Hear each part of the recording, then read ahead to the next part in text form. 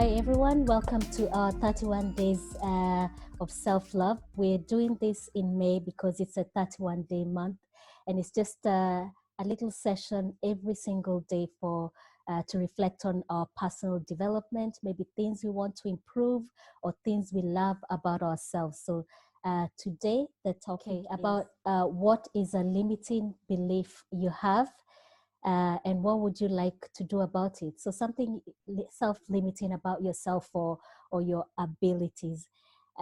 We have had people from yesterday from UK, France, Denmark, Iraq, and today we have Spain, Kenya, Denmark, and the UK. So we welcome anyone to join. Anyone can join this. All you need is Zoom and 5 to 10 minutes. So let's move on to the topic. So what is a self-limiting belief you have? And we'll start with Maggie. Okay, what I've always been looking, I have so many, but I'll talk about knowledge in general. I don't say knowledge like in secular education, but knowledge as wide knowledge and where to seek the knowledge. But initially it was before you could seek knowledge from either relative, close friends, knowledge, but thanks to the technology that now we can seek knowledge and learn more and meet our goals. But if you can seek knowledge from the right people, because that is what I lacked and it was limiting me. But now with what I've acquired, it shows that you have to select where you get your. So that was the limit at some point. At some point, I thought my age would limit me from getting more knowledge. But I've realized that age is not the limit. That's actually a good one. I really like that. That before you thought it was age that was limiting you, but then you found it's more the access to knowledge and the correct kind of knowledge from the right sources. So that's very good, and thanks for sharing that. I like that one about age not being a limitation, and we need to remember that as women. Okay, thank you. We'll just move on to maybe just introduce yourself. Well, I'm Belen. I'm currently doing an internship at Four Wings, working with Chico, and I'm from Barcelona. And I'm an undergraduate student of advertising and public relations.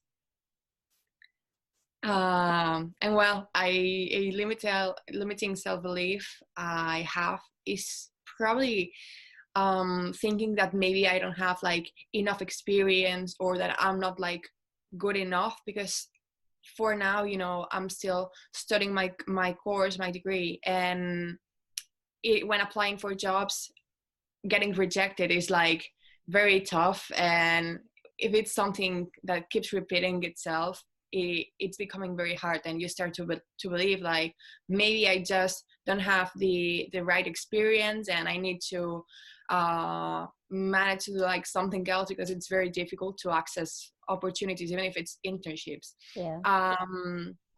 But I'm really trying not to let that bring me down, and like getting to know my worth and my value, and keeping applying for opportunities, because otherwise like it's like I'm not going anywhere. So you know, it's something very hard, but I think that you should not let yourself be affected by rejection, especially in jobs, because it's very hard, especially when you're young.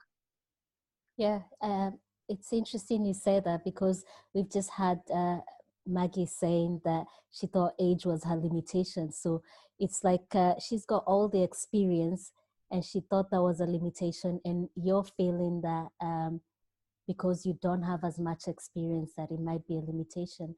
And in both cases, it's just about really, like you say, knowing your worth and not giving up, just keep pushing. You know, whatever goals that we have. I think my self-limiting belief would be to do my college work because I study art at college right now. Mm-hmm. And I see a lot of people in my class, and they can draw faces like straight as if it's an actual person, and it looks so amazing. And I know I can't do that, and sometimes I feel like I'm like falling behind in the class. So I think it's just me believing that I can do those things, or I don't need to do what they're doing as long as I'm still putting in like the work, if that makes sense. I feel not good enough because people are getting higher and my teacher's expecting me to do well. So I'm just gonna try again, but like I'm just gonna keep practicing it and see like how I improve. Yeah. Okay, can I tell you something? Maybe if I can add. Yeah. Okay, McKenna, you are unique in yourself. It's only that you are telling yourself that you can't, but you can tell yourself. What you tell yourself is what will make you do what you want to do and what you are capable of, because you have your strength, and that strength you can utilize it because there are things that you do and you do well, isn't it? Yeah. So those things that you do well, it's because you've tuned yourself and you've tuned your heart that you can do it. The same as drawing that you're saying, you can tune your mind, tune your heart, and do it. Yeah. Thank you. I actually agree with. I'll keep that in mind.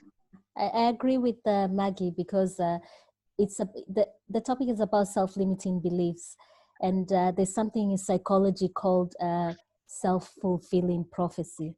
It's about when you tell yourself that you cannot do something, and then in the end you actually are not able to do something. So it's sort of like you prophesied that you can't do it, when you can do the opposite. You can tell yourself, I can do this, and then get a positive self-fulfilling prophecy.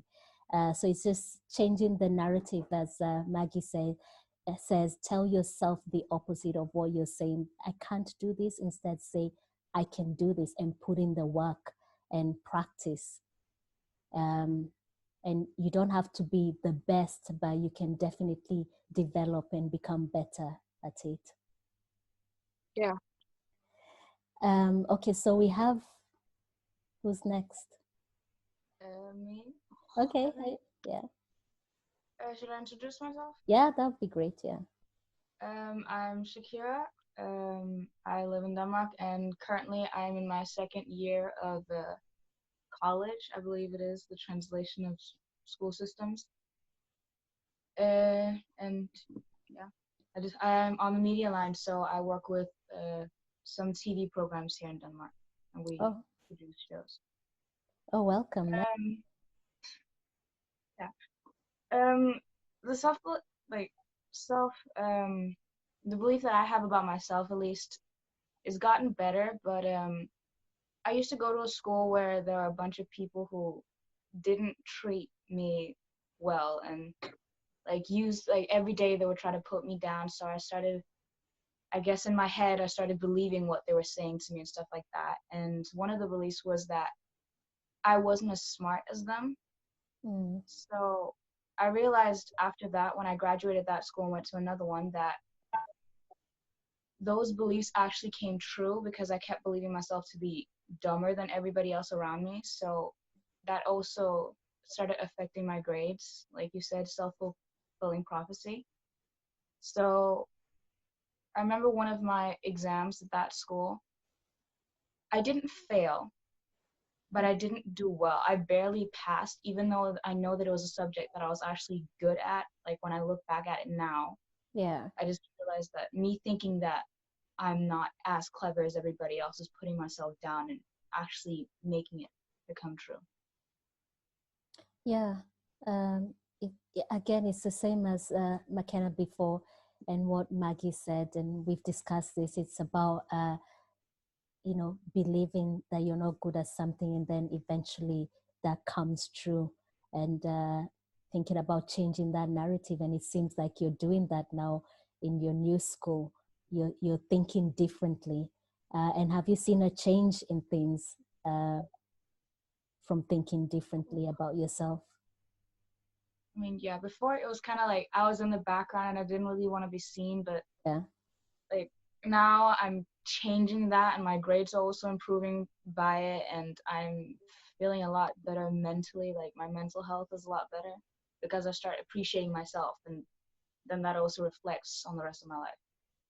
Okay, that's exactly what Belen said. It's about knowing your worth, you know, your value, and believing it.